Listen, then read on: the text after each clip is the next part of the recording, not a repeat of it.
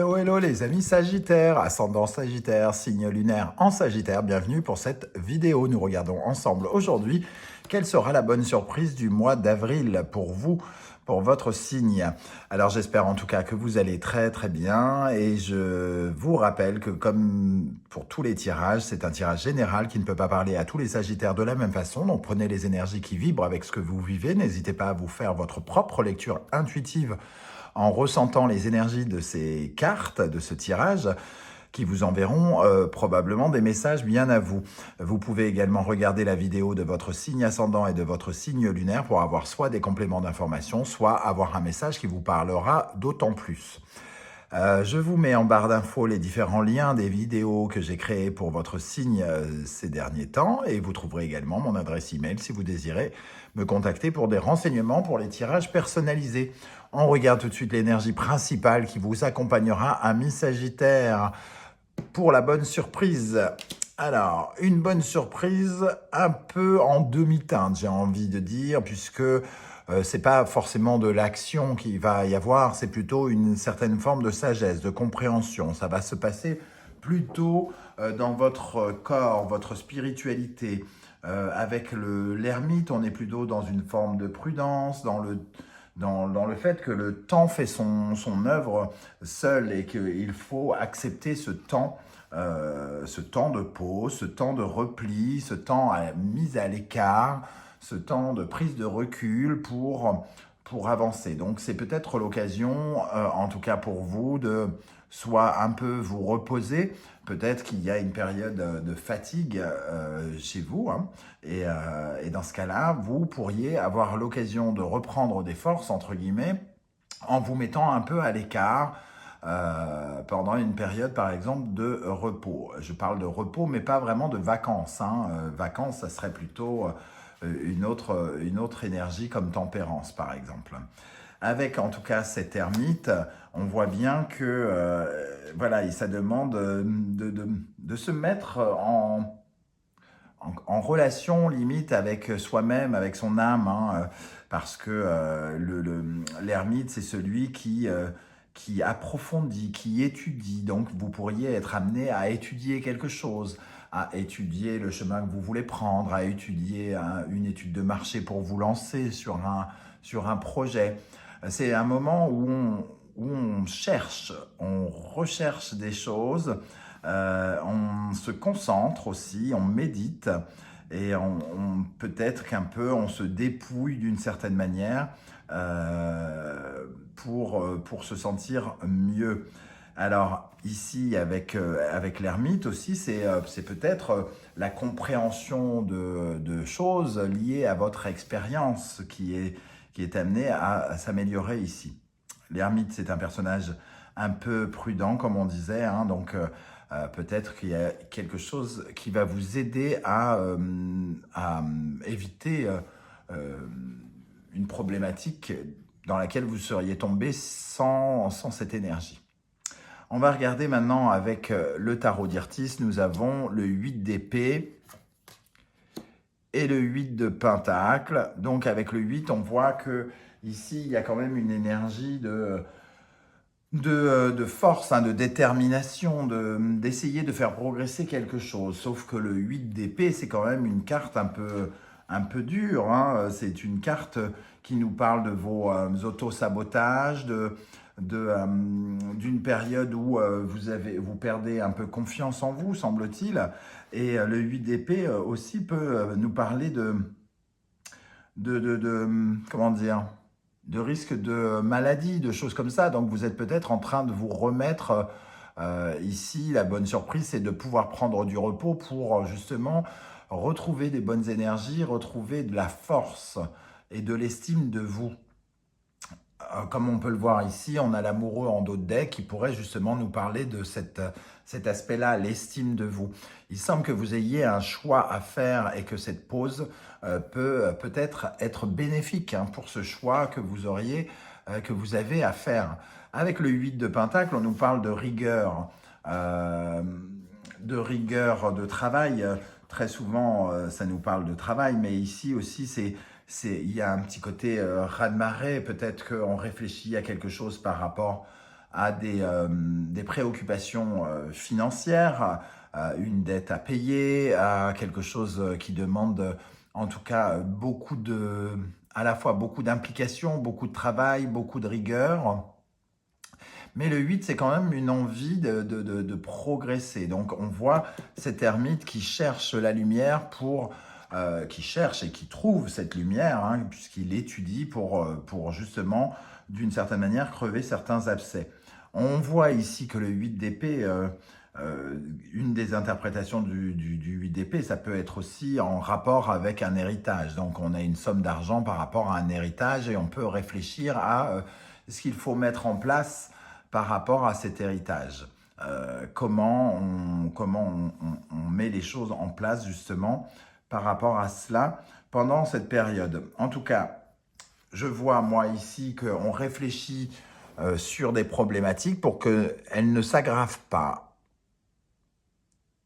On essaye de trouver la lumière, hein, dans le calme pour éclaircir notre chemin. Donc la surprise, elle est en demi-teinte dans ce sens parce qu'il y a quand même une situation qui a l'air un peu, peut-être un peu compliquée, mais l'ermite, lui, il a la sagesse. Il a cette façon de se positionner pour, entre guillemets, absorber peut-être les problématiques et essayer d'en tirer euh, les bons enseignements pour avancer. Je vais ajouter une énergie sur cette ermite. Alors, qu'est-ce qu'on a sur cette ermite pour les Sagittaires en avril 2022 sur l'ermite? Qu'est-ce qu'il cherche? Qu'est-ce qu'il étudie, cette ermite? Alors, il y a une problématique par rapport à des économies d'argent, peut-être, à de l'argent ici, avoir les moyens. Comment on fait pour financer peut-être quelque chose? Alors, on étudie peut-être une demande de crédit ou quelque chose comme ça. Ou alors, quelqu'un étudie pour vous une demande de crédit actuellement. Le 4 de Pentacle, c'est quand on essaye de sauver ses acquis, de protéger ses acquis avec une certaine prudence. L'ermite est lui-même quelqu'un qui économise, donc ça peut nous parler de votre épargne, de vos économies et d'une problématique liée à quelque chose de concret. Certains Sagittaires ont peut-être une dette à payer, ont peut-être quelqu'un qui leur est tombé dessus avec cette tour ici, et on leur demande les moyens de faire quelque chose. Il y a une problématique insatisfaisante qui revient du passé, semble-t-il, avec le 4 de coupe et le 6 de coupe. On va essayer de voir en quel point ce tirage est une bonne surprise quand même, parce que, mine de rien, on n'est pas dans la super surprise du genre on va toucher un chèque, on va gagner à l'auto ou je ne sais quoi. Hein. On va être honnête là-dessus, c'est pas pour l'instant ce que je ressens. Effectivement, ce tirage avec Aliasquet confirme. Hein.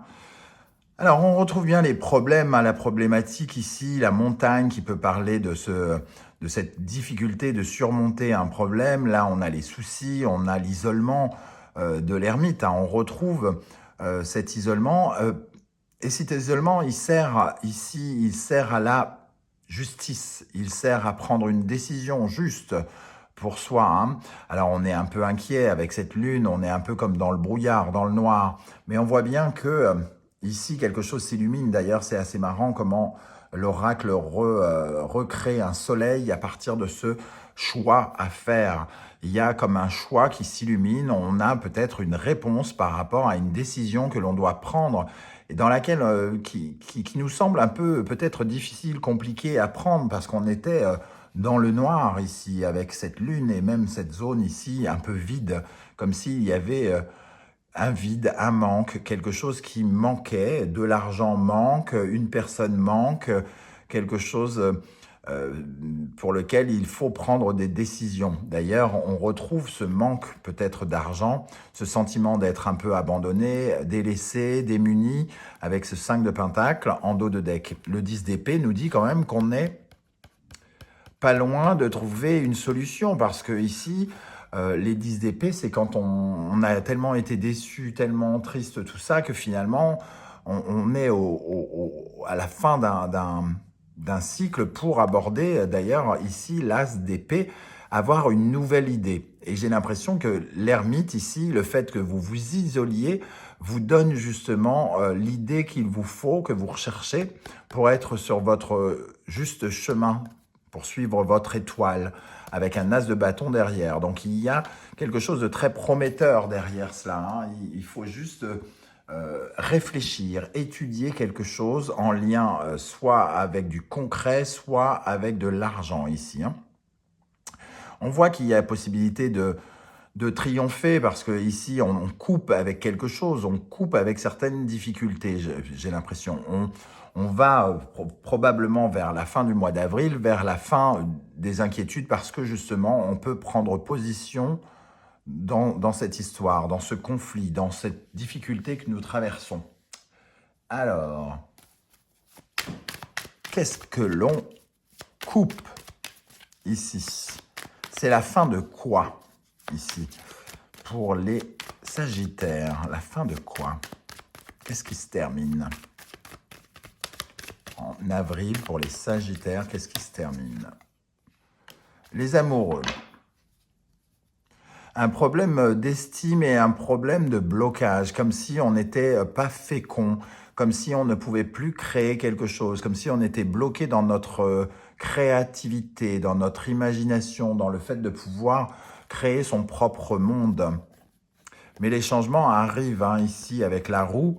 Par rapport à du financier, on sent qu'il y a quelque chose qui peut être plus fructueux et qui pourrait arriver assez rapidement grâce à une décision soit de justice, soit une décision prise avec discernement, fermeté. On retrouve ce discernement ici en haut, hein. Alors, qu'est-ce qu'on a sur la justice? Sur l'équilibre ici, pour les Sagittaires. Quelle décision? À propos de quelle décision s'agit-il pour les Sagittaires en avril? Alors, on retrouve la justice. Donc, oui, une décision en tout cas qui nous demande d'assumer une certaine vérité. C'est-à-dire de ne pas se voiler la face, d'être honnête avec nous-mêmes, oui, de pouvoir se regarder en face, hein. Il faut être juste, honnête et aller chercher cet équilibre. Alors, quelle décision les Sagittaires sont-ils amenés à prendre? Couper quelque chose en tout cas avec le 7 d'épée, qui ne s'est pas bien passé. Ça peut parler de vol, d'escroquerie, de tromperie, quelqu'un qui nous a peut-être berné, qui a peut-être créé des problèmes, hein, et qui a créé peut-être une dette ou quelque chose comme ça, en tout cas une problématique financière peut-être, ou qui nous a laissé incapables de construire quelque chose qu'on avait prévu de construire. Alors, qu'est-ce qu'on a avec le soleil là-haut? Qu'est-ce qui s'éclaire pour les Sagittaires en avril? Qu'est-ce qui s'éclaire? Alors déjà, votre capacité à communiquer, votre faculté oui, à communiquer, mais aussi à créer, à créer des opportunités, à attirer des opportunités et à remettre finalement de la vie là où il y a quelque chose qui s'est peut-être un peu éteint. Une certaine forme d'optimisme, d'enthousiasme peut-être qui revient par rapport à une période qui a été un peu sombre pour vous. Qu'est-ce qu'on a avec l'impératrice ici? Le roi de Pentacle, on revient sur une préoccupation peut-être financière ici, de créer quelque chose. Le roi de Pentacle, c'est celui qui fabrique quelque chose, hein, le bâtisseur.